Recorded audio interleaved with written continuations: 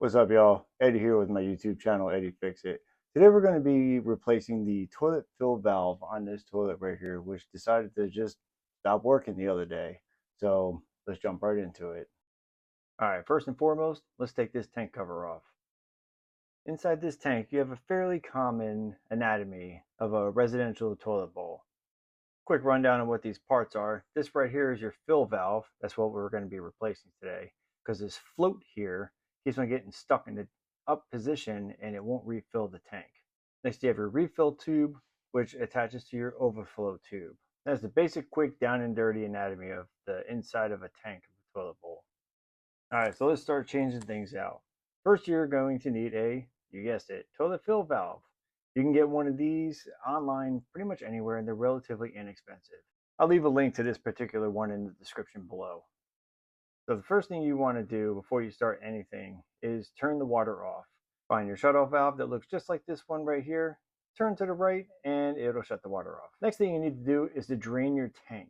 So I already did it on this one and I unfortunately did not record it. All you need to do is hold the handle down like you're flushing the toilet, and all that water is going to drain out of your top tank. Now, unfortunately, no matter how long you hold that flapper open for, there's going to be a little bit of water left at the bottom of your tank. This is where your towel and your bucket come into play when we start unscrewing this fill valve.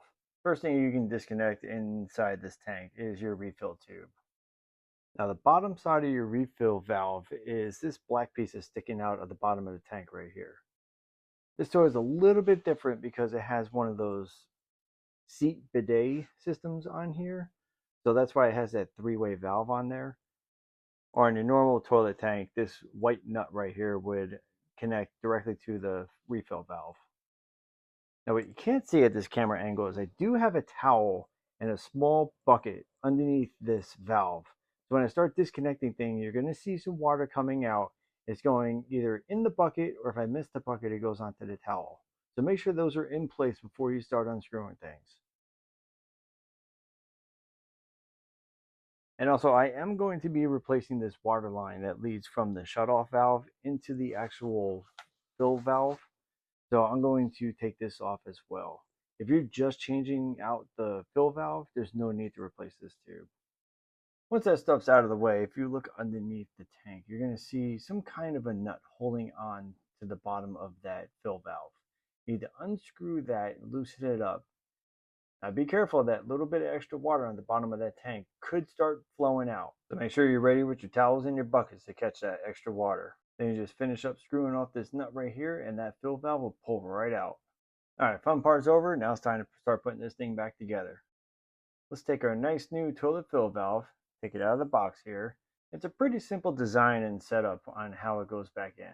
This fill valve is a universal one, so it means it's adjustable for different heights of your toilet tank.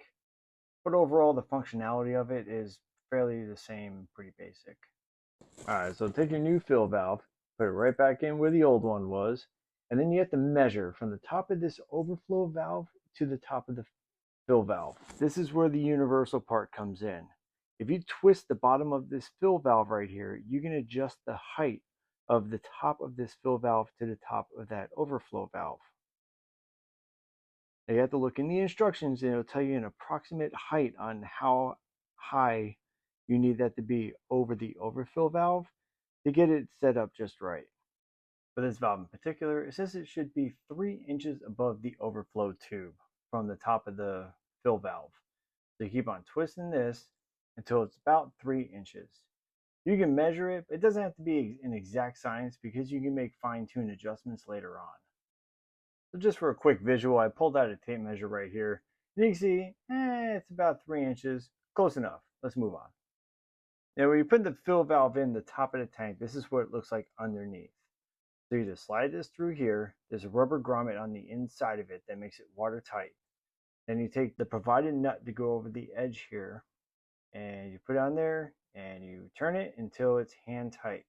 Make sure it is only hand tight, and you don't tighten this down with some kind of channel locks or wrench or something like that, or else you can cause some serious damage to your toilet tank. Now here's the new braided fill line that I had purchased to replace the other one. And when you put it on there, If you didn't have that three-way valve like I have to reinstall, as long as you hook this thing to your water valve to the bottom of the tank, that's it, you're done. But for me, I have that extra step to put in that three-way valve. So here we go. Now to finish up on the top of the tank. They're going to make this fill tube super long, so you do have to cut it down to size. Basically, you just take that fill tube and you push it on your clip right here. Make sure it's all the way on there and there's no gaps in between because you don't want it spraying all over the place. Take your clip, put it on your overflow tube just like so. And just do a quick approximate measurement on how long this tube needs to be. You can make it a little bit longer than it needs to be because longer is always better than a little shorter, but it doesn't have to be an exact science. As long as there's some kind of an arch in that tube, just so it's not like a straight shot, and you'll be fine. You can use a knife, razor blade. I use a pair of wire cutters. I feel like it goes a lot easier. You just snip that thing off, and you take the end of that tube and you put it on the top of this fill valve. Same concept applies to this. Make sure that tube goes all the way on the nipple for that refill valve, just so it stays on there nice and tight and it doesn't spray water all over the place. Then next thing you want to do is turn your water on. Make sure when you turn your water on, you check for leaks. And you wait for your tank to fill up. Now there is a mark on the inside of the tank that says water line. That's your goal where you want your water line to stop, meaning you want the tank to stop filling up once it hits that line. As I mentioned before, there's ways to fine tune this fill valve to make sure that it stops at the water line. It doesn't go any higher than that, or else it's going to start spewing water into your overflow tube. And it's just going to keep on running because it doesn't think it's full. All right, let's speed this thing up and see where it stops. Wow, look at that. That thing stopped right at the fill line. I was not expecting that. Maybe it's just the luck of the draw. Let's try it again. Pull up the handle, let's flush the toilet. We're going to wait for it to refill again to see if we can get it to stop right on that water line again. And there you have it. Perfectly on the line, right where we want it. Now, if you did have to adjust this, if you look at your instruction manual, it tells you it has this dial right here where you can turn it left or right to make it increase or decrease your water level.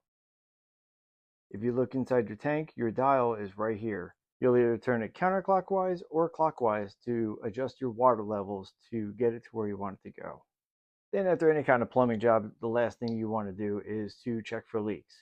You can use your finger, just check all your different connections, or another way you can do is take a piece of toilet paper because it can get wet very easily, and you touch the toilet paper to each one of the connections to see if it turns damp or not. As you can see here, I touched all the connections with my piece of toilet paper, and it is completely dry. Now the last thing you need to do to finish up this project is don't forget to put your tank cover back on. Go ahead and grab your tank cover, be real gentle, place it right back on top of the tank just like so, and we can call it good. I just want to thank y'all for sticking with me and watching this video today. As always, all the tools and products that I used in creating this video to fix this toilet, I will link all of them in the description below. Also, if you have any recommendations for future videos and something you would like to see fixed or repaired or whatnot, be sure to drop them in the comments. Other than that, I just want to thank y'all for hanging out with me today, and I hope you have a great rest of your day.